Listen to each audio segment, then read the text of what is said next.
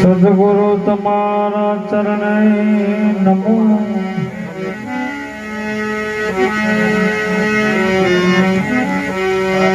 સદગુરુ તમારા ચરણે નમો.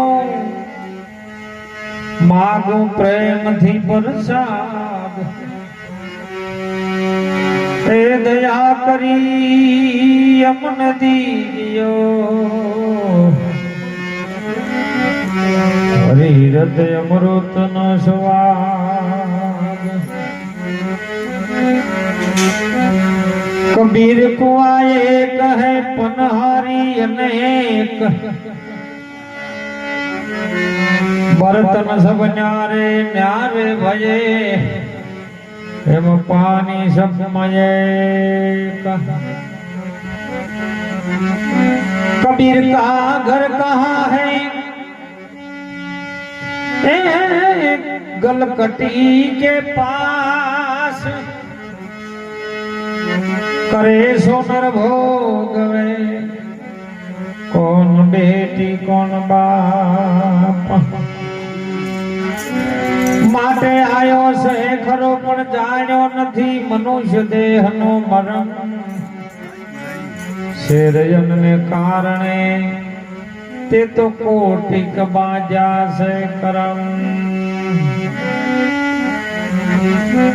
સદગુરુ ભગવાન કી જય. આજે બોલવાસણામાં પવિત્ર ભૂમિ એવી અને મગનભાની આ પ્રથમ પુણ્યતિથિ નિમિત્તે ભજનનો એમના દીકરાઓએ મળી અને યોગ રાખ્યો. અને ભજનમાં વધારેલા હરિગુરુ સંતો, કિંબુઆ નિવાસી પરમ પૂજ્ય વંદનીય રામદેવ પીર અન્નક્ષેત્ર આશ્રમ 24 કલાક જે તન મન ધનથી સાહેબ સેવા આપી રહ્યા છે એવા મંગળદાસ મહારાજ વધાર્યા, કિંબુઆ ભક્ત મંડળ વધાર્યું, મારા ગોલવાસણા ભક્ત મંડળ, પાલડી ભક્ત મંડળ, નામી અનામી બધા સર્વે પ્રભુ ભક્તો દરેકને કોટી કોટી વાર પ્રણામ છે. સુંદર આપણને જે માર્મિક ટકોર કરી મહારાજે, એ વાત આપણા જીવનમાં કોઈ સમજવા જેવી. નહીતર જીવન તો આવ્યું છે જવાનું 100%, એમાં કોઈ ખોટું નહીં બોલી કે નહીં જવાનું. વહેલું મોડું તો હરવે ને જવાનું, પણ જતા જતા કોક કરી દો. એમ સંતોનું કહેવું હોય છે, જતા જતા માણસનો અવતાર મળ્યો છે તો કોક જીવન કેવું જીવવું એ શીખી લ્યો. નહીતર કામ તો માણસે કરે ને પશુ કરે. ભોજન માણસે કરે અને પશુ કરે. માણસે ઊંઘે અને પશુએ ઊંઘે. માણસે મેથુન કરે, પ્રાણીએ મેથુન કરે. આ ચારે ચાર ગુણ માણસમાં છે, 4 પ્રાણીમાં છે. તો માણસમાં અને પ્રાણીમાં ફેર શું? આવતા નર, કબીર સાહેબે કીધું કે આવતા નર તો પશુ સમાના, તમે ઉનકા સંગ મત કરના. તો પશુમાં માણસમાં ફેર શું છે? તો ફેર એક જ છે, જેનો સ્વધર્મ ઓળખાય ની માણસમાં ઓળખાય, પેલામાં ન ઓળખાય. સ્વધર્મ, આપણો ધર્મ શું છે, આપણે શું કરવાનું છે ને આપણે શું કરી રહ્યા છે એનું ભાન આપણને માણસ અવતારમાં ખબર પડે, ઢોરને ખબર ન પડે. પણ ઢોર આપણે એમ કહીએ કે ઢોરને ખબર નહીં પડતી, પણ આપણે ગેરંટી સાથે કહીએ કે ઢોરને આપણા કરતી વધારે ખબર પડે. બાબેરી 70,000 ની ભેંસ હોય ને, તમારે ટ્રાય મારવો મારજો હો. પાછો તમે રાતે એક રચકાનો ભારો કરીને અંધારું હોય ને ભેંસને નાખો અને મોય 2 આંકડાના ડોકા ખોસી કાઢો. આકડાના બે ડાળા લઈ અને ચારીમાં લસકામ રાખી દેવાના અને લચકો નાખવાનો. રાતે અંધારું હોય તોય સવારે તમે જોજો રચકો બધો ખાઈ ગઈ છે ને આંકડો એમને એમ પડ્યો છે. ના ખાઈ ગદીએ અંધારામાં એને ખબર પડે કે આર્યું આપણે ખાવાનું લાયક નહીં અને મોણા ના ખાવાનું ખાય તો બોલો પેલું બુદ્ધિશાળી તમે સમજવાની વાત છે.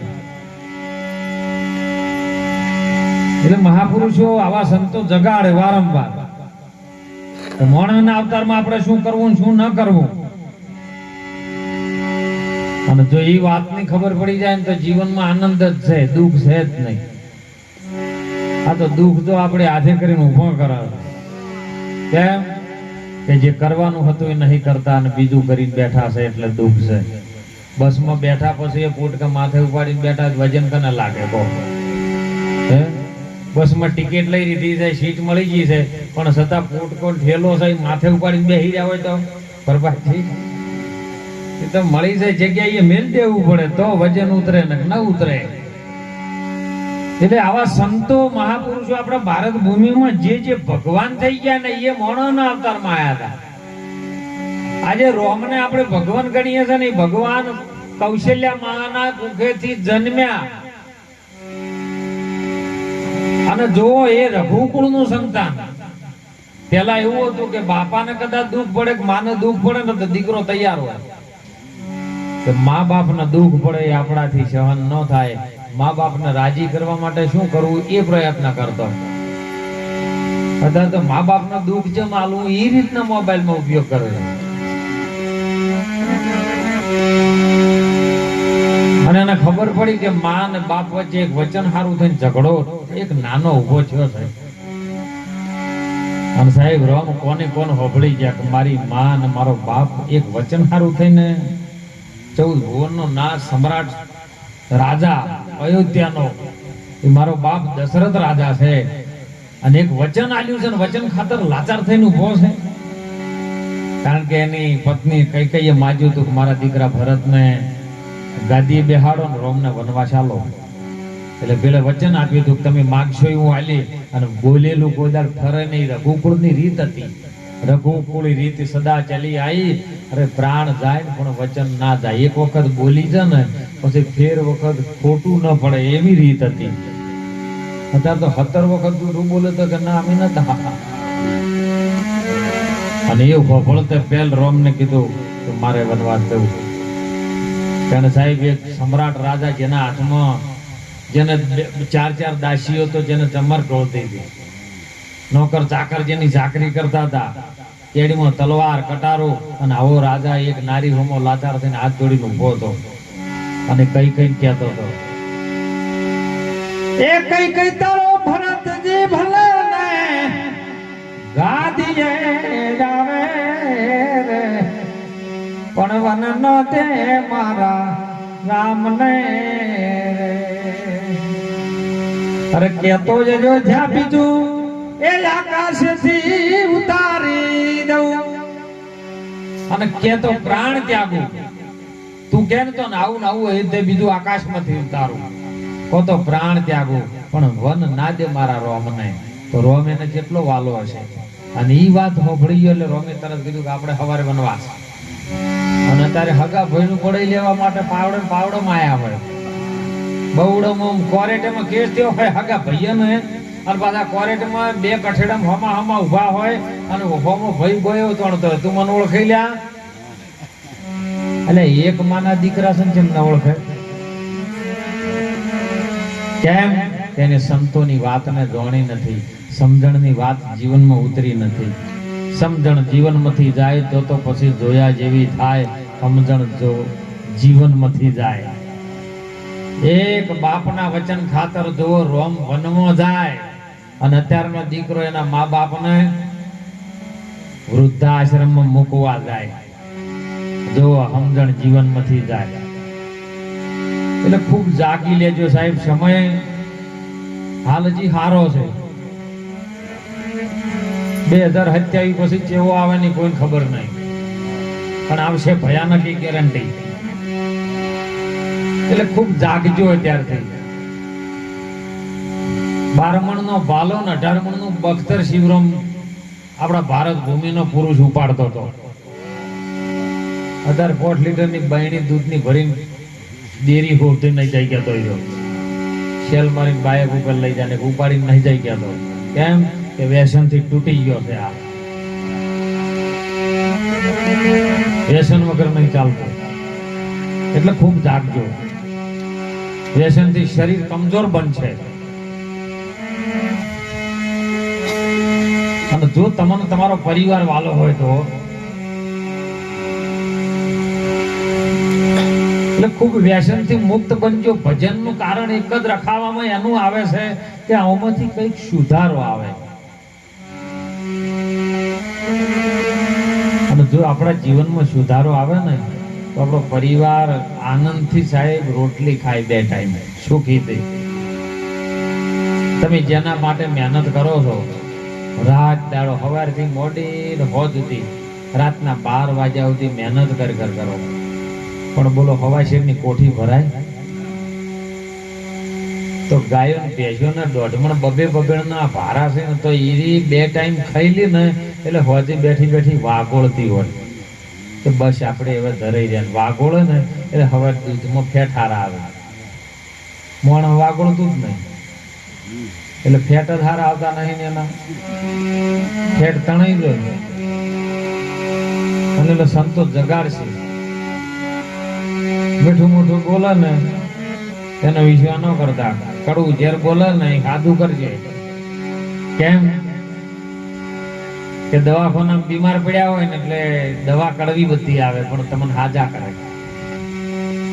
એટલે કડવી છે ને એ દવા છે ને સંતોની વાણી છે એ કડવી દવા જેવી જ છે. નહીતર મગન બાપા જેવા આજે નથી આપણી દેહની હાજરી નથી. સગુણ સ્વરૂપે એમની જે જાત્રા હતી બધી પૂરી થઈ. પણ એવા એક ડોહા હતા 70 વર્ષ થઈ ગયેલા હો. ભગવાનનું નામ ગોદાર રોમનું ના લીધેલું હોય ને તો કેમ આવું ભજન હોય કે ના આપણે ન ફાવે. મંદિરે જવું હોય કે ના એ આપણે ન ફાવે. દેવી દેવતાના મંદિરે જવું તો કે ના આપણે એને ફાવે જ નહીં. શ્રાવણ મહિનો આવે ને બધા જોઈએ તો કે ના આપણે નહીં ના ફાવે. રોમનું નામ જ ન લે એટલે 70 વર્ષ થઈ ગયા ને પ્રાણ જાવું તૈયારી હતી. એટલે 4 દીકરા એને હતા ની 4 આયા ને ગોમ વાળા બધા આયા. ખેડો આખી જિંદગી રોમનું નામ તો નહીં લીધું પણ આ મરતે લેવરાઈ જાય. છેલ્લા ડચકાઈ જો રોમનું નામ લેવરાય ને તો મોક્ષ ગતિને પાપી જાય એમ. એટલે બધા કઈડિયા ભેળા થયા. ગોમના આગેવાનો બધા આયા કે એટલે તાર બાપાના રોમનું નામ લેવરાવો. કે બા કોઈ કેવું છે કે ના કશું કેવું નહીં. કારણ કે રોમનું નામ લ્યો કે ના ઈ નહીં ફાવે આપણા. એટલે છોકરાને ગોમ વાળાને થોડીક યુક્તિ કરી કે એમ કરો આપણા ગામમાં રોમજી ભાઈ છે ને એને બોલાવો ને એને હોમાં ઉભા કરો એટલે કદાચ એમ કે આ રોમજી છે તો એ રોમજી કેમ તો કે મને છેલ્લે ઠેકાણું પડી જાય એમ. એટલે ગામમાંથી રોમજી આવે અને રોમજી પાછો મંદિરનો પૂજારી હતો. લાઈન હોમમાં ઉભો કર્યો કે ભા આ કોણ છે કે આપણા ગામના મંદિરની પૂજા કરાવી રહ્યો કે પૂજારી છે આ તો. પણ રોમજી નો કીધું. છોકરા કે મારો ઉડવા ડોહો નહીં કે ગોમ વાળા કે ગમે કરો મહેનત ફેર કરો. એટલે કુંભારના તો પેલું પાતર લાયા. પેલું રોમ પાતર આપણે કહીએ ને એર્યું લાયા અને એમાં લાડવો ભરીને આલ્યા પાન કે લ્યો બા ખાઈ ગયો પોટ લાડવા હાજા. પણ બા આ શું શેમાં આલ્યું તું?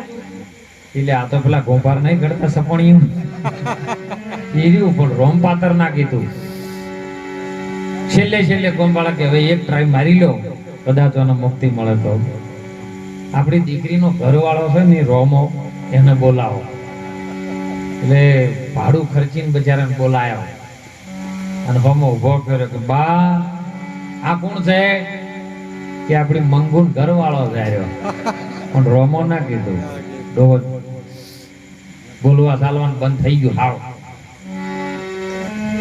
ખાલી હાથનો ઈશારો હલાય મોકલદાસ મહારાજ અને આમ કર્યું હાથ હલાય એટલે પેલા છોકરાને એમ થયું કે બોલવાનું તો હવે બંધ થઈ ગયું છે, પણ હવે રોમ નોમ તો ના બોલે, પણ કોક હાથ હલે છે, કોક ખજનો છે કરો ઓમ ઓમ હાથ કરે.